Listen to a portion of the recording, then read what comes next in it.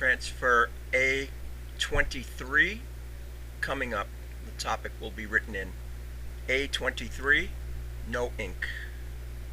With kids that get locked into that whole thing. Oh, sure. I have a friend I haven't spoken to in a long time. In New York, he says, I'm woven in.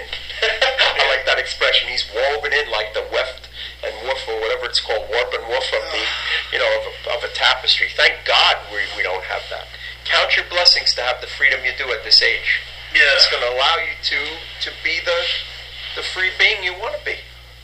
See, and then what we'll learn to work on eventually, I've said it before, needs are proportionate to the level of consciousness.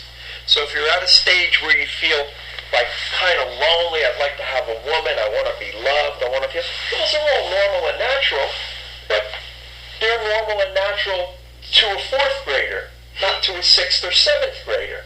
So let's do the work, move on up in grades. You follow? Yeah. And then it'll become less. And I'm a testament to that. It's really true. I'm not just talking out of my ass and saying bullshit. You can really transcend.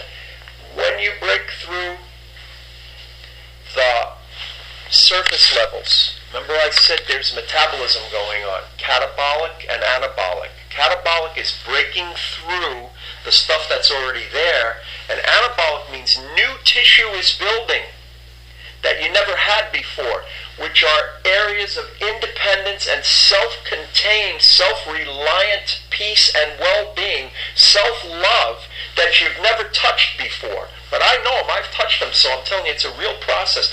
And as you do that, as that rises up, the need goes down. And that means anything that you do choose to entertain in life will be gravy. It would never be again like before, needy for a woman, needy for a situation. That's 2nd grade. We don't need that. We can rise above. This society tells us that's all normal and natural to have codependency and everyone should have problems that's in a relationship. That's all from unenlightened people, worldlings. They don't know the peace I'm speaking about. Like Jesus, I have meat ye know not of. That meant a self-reliance, a well-being, a self-love.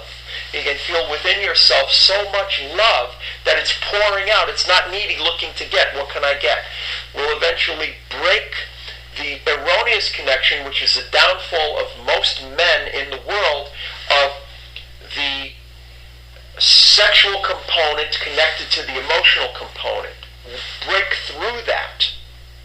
So it doesn't have to be, I need this particular woman's physical affections to feel okay about myself. It's a strong thing because it's a chemical addiction, because it keys into hormones and to deep patterns that weren't fulfilled when we were kids because nobody had enlightened parents. So that combination, it's a 1-2 punch that'll take the worldling out every time.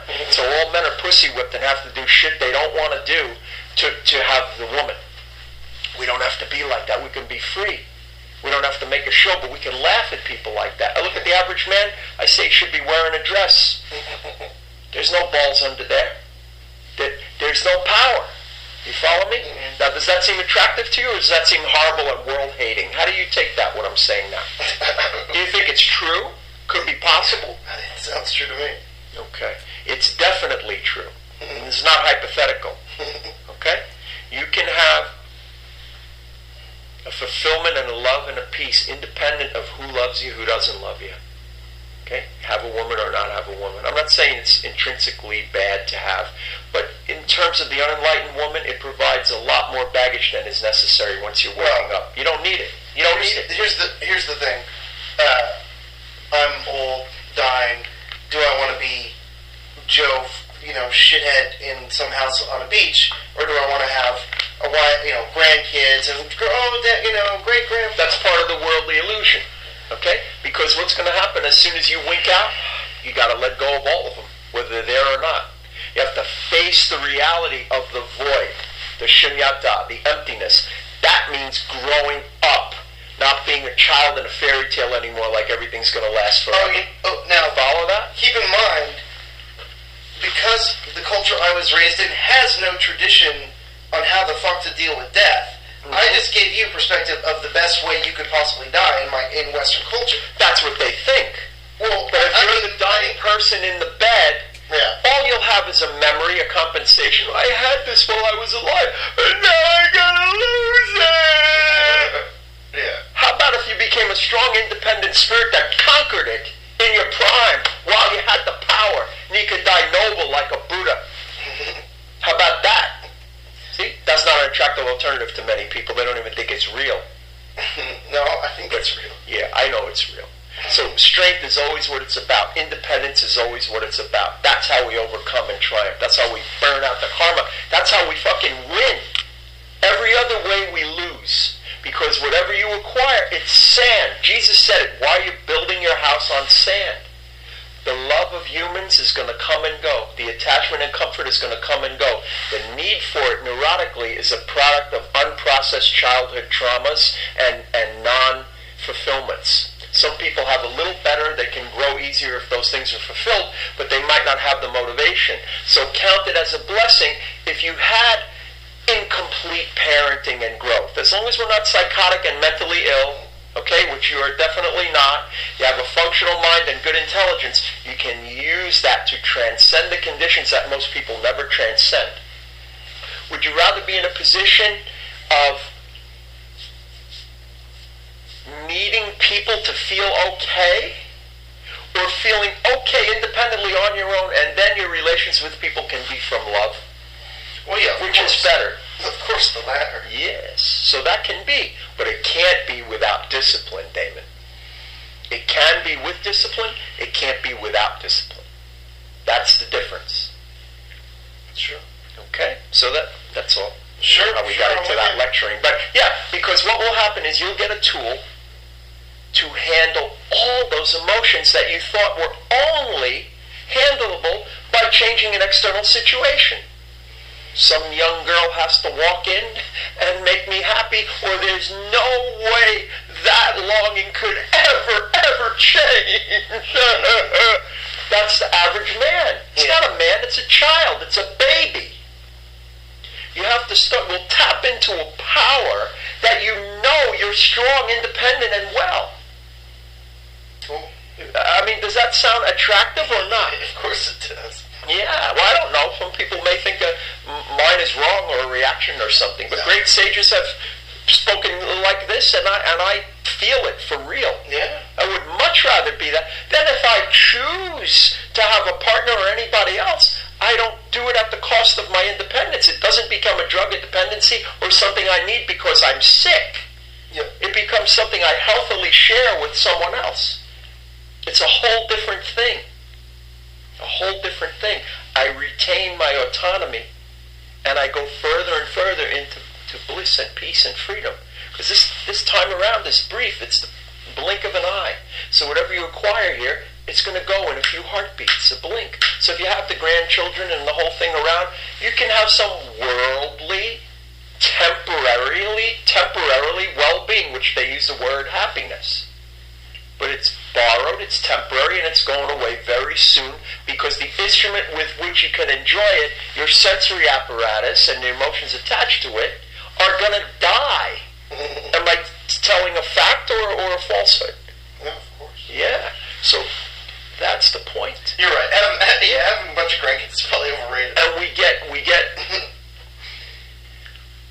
see, we start to see things. I just picture on your deathbed. Yes. Like, I don't want to fuck the whole family bullshit. It's not bullshit. Right.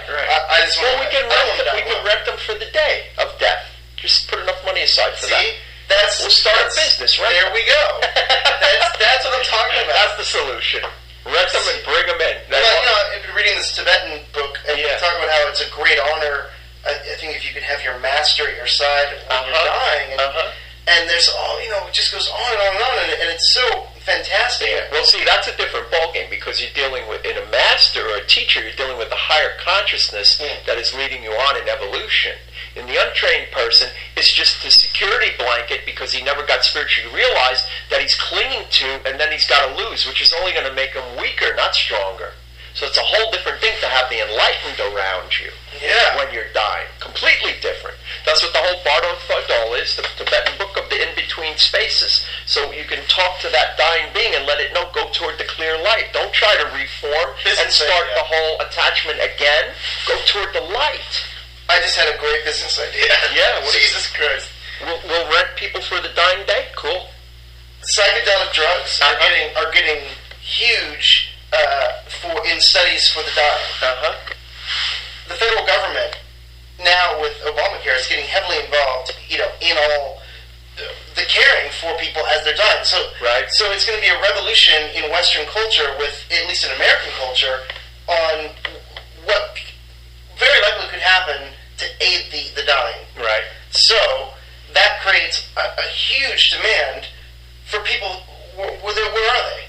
Where are the people that are going to fill? Read Stephen Levine, Who Dies. The whole book deals with that. He's dealt a lot after this gradual awakening. No, but from a very specific thing, I'm talking about Obama, the healthcare reform. The federal government is going to pay for the shit.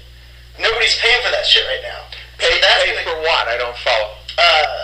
People to help you die? Dying. Exactly. Exactly. That's a nice thing. It's a nice thing, but who's going to be around to provide that service? Well, there's hospice trained people that I'm sure have to have some spiritual grounding. They can sit there with dying people and so on. I give them a lot of credit for that. No, but anyway, you could do that. No, I don't want to do that. It's a bummer. I'm not interested in dying. Basically, I'm just saying, if you think that appeasing your emotions of neediness are going to be the solution, at best it's temporary because you're going to die. That's my only point. But any enlightened person is not interested in death, is interested in life, eternal life.